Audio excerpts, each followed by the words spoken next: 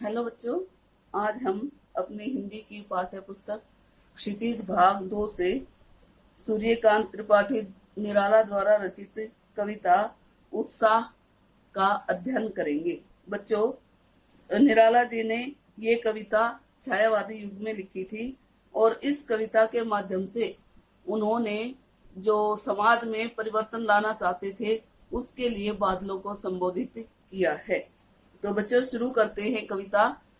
बादल गरजो घेर घेर घोर गगन धाराधार ओ, ललित ललित काले घुंघराले बाल कल्पना कैसे पाले, विद्युत छवि उर में कवि नव जीवन वाले, वज्र छिपा नूतन कविता फिर भर दो।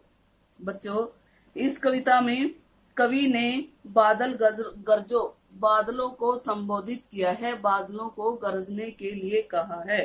ये एक आह्वान गीत है। आह्वान मीन्स बुलाना, संबोधन करना। तो कवि यहाँ बादलों का आह्वान कर रही हैं, बादलों को बुला रही हैं और कह रही हैं कि बादल गरजो, अरे बादलों तुम आसमान में आकर बहुत जोर से गरजो।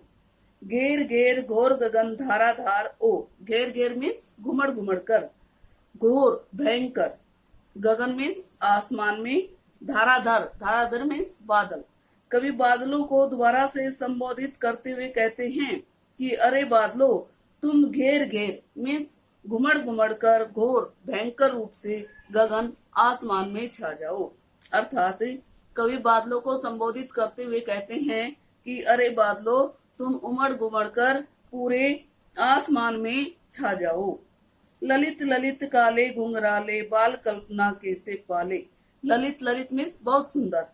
कवि बादलों से कहता है कि तुम बहुत ही सुंदर लग रहे हो, आसमान में छाए हुए हो, काले घुंघराले और काले रंग के हो तथा बच्चों के घुंघराले बालों जैसे बड़े ही सुंदर लग रहे हो।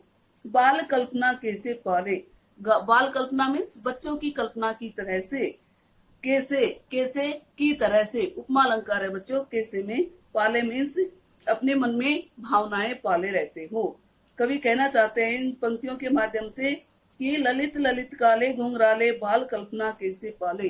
तुम बड़े ही सुंदर दिखाई दे रहे हो, बड़े कोमल हो और ऐसे लग रहे हो जैसे काले बाल, किसी बच्चे के काले घुंघराले बाल हवा में लहरा रहे हो। जैसे बच्चों के मन में अनेक कल्पनाएं उठती रहती हैं, ऐसे ही नवीन नवीन नए नए बादल आकर आसमान में छा जाते हैं। विद्युत छवि उर्मे। बच्चों, विद्युत का मीन्स होता है बिजली, छवि मीन्स सुंदरता, उर्मे मीन्स दिल में। कवि कहता है कि जब बादलों में बिजली चमकती है तो बड़ी सुंदर लगती है और ऐसा लगता है कि जैसे बादलों में ये बिजली समाई रहती है, बादलों के दिल में ये बिजली समाई रहती है। कवि नवजीवन वाले। यहाँ बच्चों कवि नवजीवन वाले, कवि कहता है कि जिस प्रकार से कवि, यहाँ कवि का मतलब है साहित्यकार, जैसे कवि लोग, साहित्यकार लोग नव जीवन, नया जीवन प्रदान करना, जिस प्रकार से कवि लोग अपने साहित्य से समाज में नया जीवन प्रदान करते हैं, वैसे ही तुम भी इस समाज में, इस धरती के ऊपर नया जीवन प्रदान कर दो। वज्र छिपा। कहता है तुम्हारे अंदर तो वज्र में बहुत ज्यादा शक्तिशाली, कठोर, तुम्हारे अंदर बड़ी ही कठोरता शक्ति छुपी हुई है। नूतन कविता। जिस प्रकार से नई कविताओं में अनेक कल्पनाएं, अनेक भावनाएं छुपी रहती हैं, ऐसे ही तुम्हारे अंदर भी ऐसा लगता है जैसे क्रांति की नई भावना छुपी हुई है। फिर भर दो। अरे बादलों तुम इस आसमान में छा जाओ और फिर से इस पूरी प्रकृति को, पूरे पर्यावरण को, वातावरण को जल से भर दो। बच्चों समझ गए होंगे आप, ये हमारा फर्स्ट काव्यांश था, ये हमारा हो गया है और अब हम पढ़ेंगे अपना दूसरा काव्यांश। दूसरा काव्यांश है बच्चों बादल गरजो। कवि बादलों का आह्वान करते हुए कहते हैं कि अरे बादलों तुम आसमान में छा जाओ और गरजने लग जाओ। विकल विकल उन्मन थे उन्मन, विश्व के निगाद के सकल जन, आए अज्ञात दिशा से अनंत के घन। कवि बादलों को संबोधित करते हुए कहते हैं कि अरे बादलों तुम आकर गरजने लग जाओ। विकल विकल, विकल मीन्स बेचैन, परेशान, उन्मन मीन्स उदास, उन्मन थे उन्मन मीन्स बहुत ज्यादा उदास थे। विश्व के निगाद, विश्व मीन्स संसार, दुनिया, निगाद मीन्स अत्यधिक गर्मी, के सकल, सकल मीन्स सभी, जन मीन्स लोग, कहता है इस प्रकृति के, इस पृथ्वी के सभी जो मनुष्य हैं, सभी जो लोग हैं, वो अत्यधिक गर्मी के कारण बहुत ज्यादा दुखी और परेशान हो रहे थे। और ऐसे में आए अज्ञात दिशा से अनंत के घन, आए मीन्स आ गए थे, अज्ञात मीन्स जिसका कोई ज्ञान ही नहीं है, जिसका पता ही नहीं है, दिशा से, दिशा से अनंत के घन, अनंत मीन्स आकाश में, घन मीन्स बादल। कवि कहता है कि सारी पृथ्वी बड़ी दुखी थी, पृथ्वी के सभी लोग, जीव जंतु बड़े परेशान थे गर्मी से और सभी बड़े उदास थे। ऐसे में पता नहीं कौन सी दिशा से आकाश में बादल आकर छा गए, कवि को तो इसका पता ही नहीं लगा। तप्त धरा जल से फिर शीतल कर दो बादल गरजो। कवि कहते हैं बच्चों कि तप्त धरा, ये धरती तप रही है, गर्मी से झुलस रही है। तप्त होना मीन्स गर्मी होना, धरा मीन्स पृथ्वी, जल से फिर शीतल कर दो, जल से मीन्स वर्षा करके, बारिश करके फिर से इस पूरी प्रकृति को शीतल कर दो, ठंडा कर दो, बादल गरजो, अरे बादलों तुम गरजने लग जाओ। अब बच्चों इस कविता में ये हमारा सेकंड स्टेंजा है जो सीधा सीधा सा हो गया है।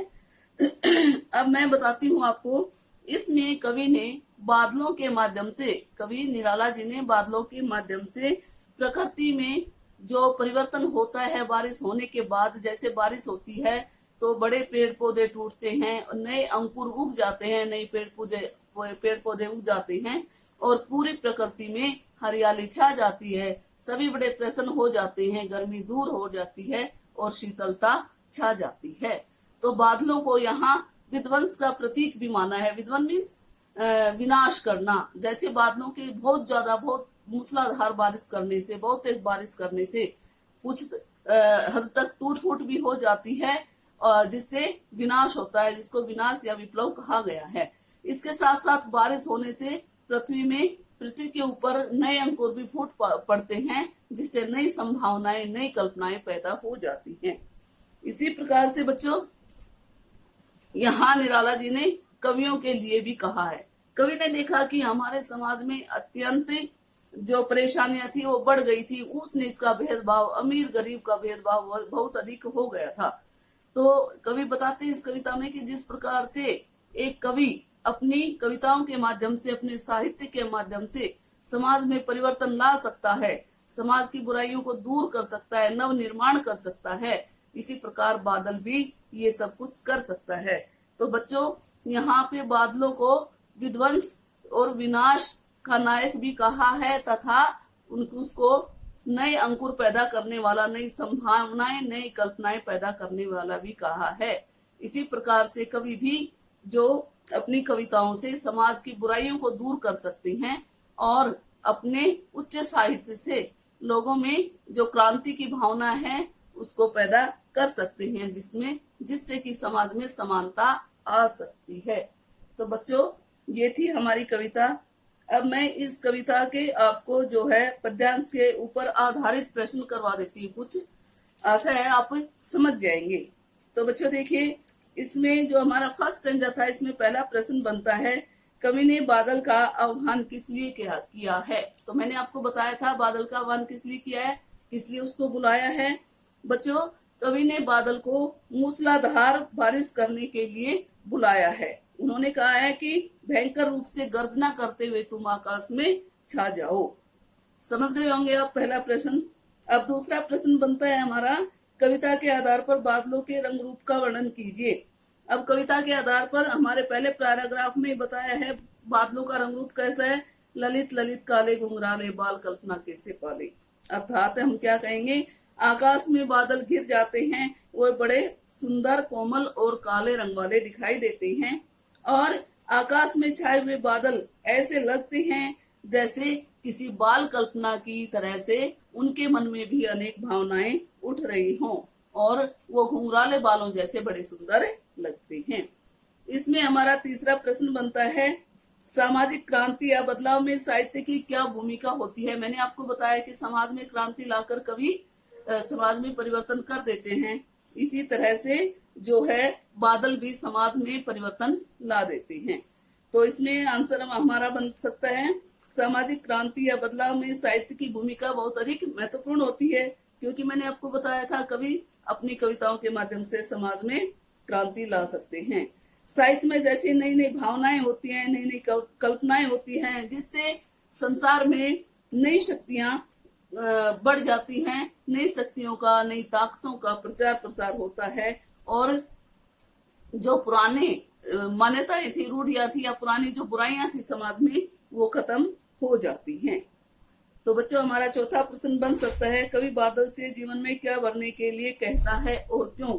तो बच्चों, कवि बादल से जीवन में क्या भरने के लिए कहता है? कठोरता। कहा है ना उन्होंने कि वज्र छिपा नूतन कविता।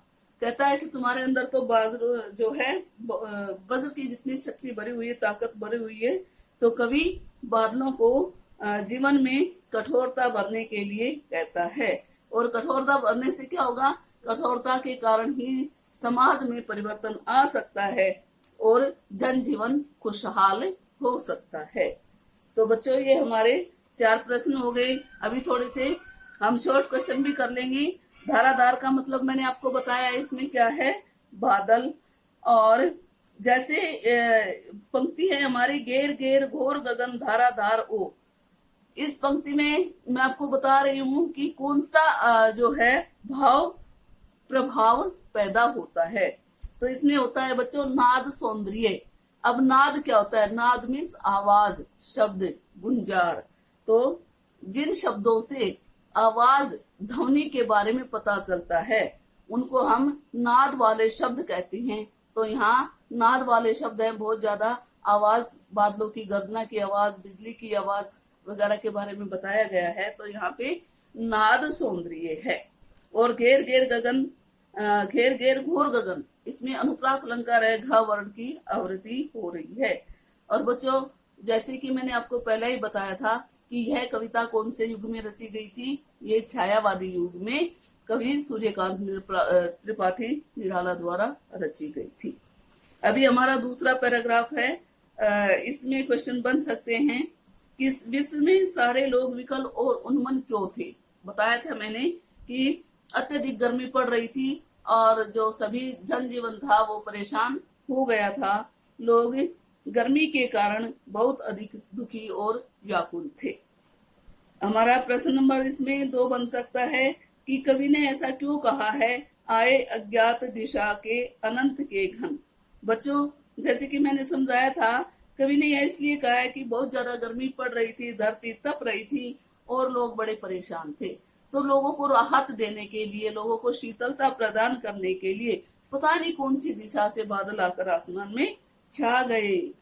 अभी हमारा तीसरा प्रश्न है, गर्मी का जनजीवन पर क्या प्रभाव पड़ा? बच्चों, आपको मालूम है जैसे अभी भी गर्मी हो रही है, आजकल गर्मी का जो मौसम है चल रहा है, मई मंथ है, तो आजकल भी बहुत ज्यादा गर्मी पड़ रही है। लेकिन जैसे आजकल बारिश आ जाती है कभी कभी गर्मी के मौसम में, वैसे ही जो गर्मी पड़ रही थी उस समय, तब भी बादल आ गए बारिश की और जनजीवन बड़ा खुशहाल हो गया, सारी नीरसता थी वो दूर हो गई। और अभी हमारा क्वेश्चन बन सकता है इसमें 4th, कवि ने बादलों का आह्वान किस लिए किया है? मीन्स उनको बुलाया किस लिए है? कवि ने बादलों को मनुष्य और धरती को गर्मी के प्रभाव से बचाने के लिए बुलाया है। ये हमने पहले वाले क्वेश्चन में डिस्कस कर लिया था। अब बच्चों, इसमें एक शब्द आता है हमारा विकल विकल, उन्मन थे उन्मन। तो विकल विकल विकल शब्द में कौन सा अलंकार हो सकता है? बच्चों, मैंने पहली कविताओं में भी बताया था आपको, राम लक्ष्मण परशुराम संवाद में भी बताया था कि जब एक जैसे 2 शब्द आ जाते हैं एक साथ में और उनका अर्थ सेम ही होता है, तो वहां पुनरुक्ति प्रकाश अलंकार होता है। तो विकल विकल में कौन सा अलंकार हो गया? पुनरुक्ति प्रकाश अलंकार हो गया। अभी बच्चों, हमारा क्वेश्चन बन सकता है, बादल को कवि गरजने के लिए ही क्यों कहता है? उसको हमारा प्रश्न भी आएगा अभ्यास में। उसको रिमझिम बरसने के लिए क्यों नहीं कहा? मूसलाधार बरसने के लिए ही क्यों कहा है? क्योंकि जब रिमझिम बारिश होती है तो उससे कोई भी तोड़ फोड़ नहीं होती, कोई भी विध्वंस नहीं होता, कोई भी विनाश नहीं होता।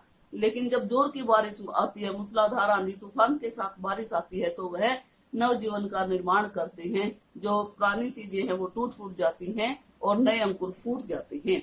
ऐसे ही जब कवि भी समाज में अपनी काव्य के माध्यम से, अपने साहित्य के माध्यम से अपनी प्रेरणा देकर समाज को जागृत करता है, तो समाज में भी क्रांति और चेतना आ जाती है। तो कवि ने यहाँ बादल के माध्यम से समाज में क्रांति और चेतना लाने के लिए इस कविता की रचना की है और बादलों को गरजने के लिए कहा है।